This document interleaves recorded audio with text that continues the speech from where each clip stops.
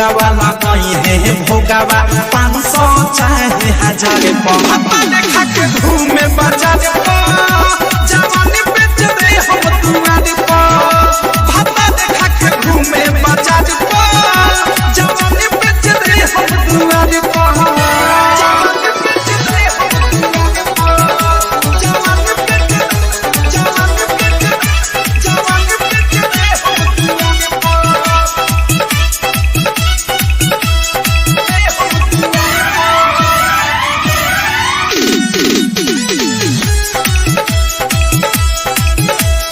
बटुए हीरा कहू कमाए न धमाए घरवे में बैठल बैठल देर छिपा खाए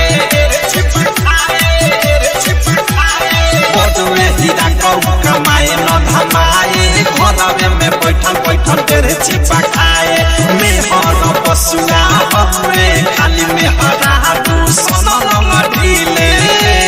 गगने के बेरी से रोवे खजानावा पलंग ना कहो हिले सजल से जदिया छोड़ के घरवा सुते को वासी पुआ रे पापा देखा के घूमे बाजार जवानी बेच दे हम दुआर पापा देखा के घूमे बाजार जवानी बेच दे हम दुआर जवानी बेच दे डायमंड रिकॉर्डिंग स्टूडियो महुआ के जैसा ये जवानी मोर कुटा हता कुआं देने के सही तो समान सलुटाता महुआ के जैसा ये जवानी मोर कुटा हता कुआं देने के सही तो समान सलुटाता पचे वाला बात न हवे रे सखी बात ई कैसे पची उल्टा सीधा कर दे पपी की विशाल के इज्जत न बची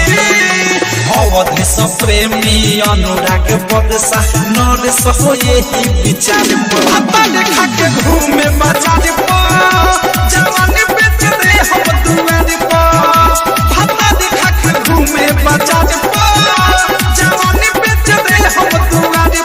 9 महीना से छानी के बेचनी नहीं हर के चौक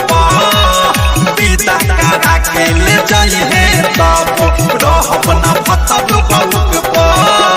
ससुर के लोगावा लगाई है भोगावा 500 चाहे 1000 पापा देखा के घूमे बाजार जवानी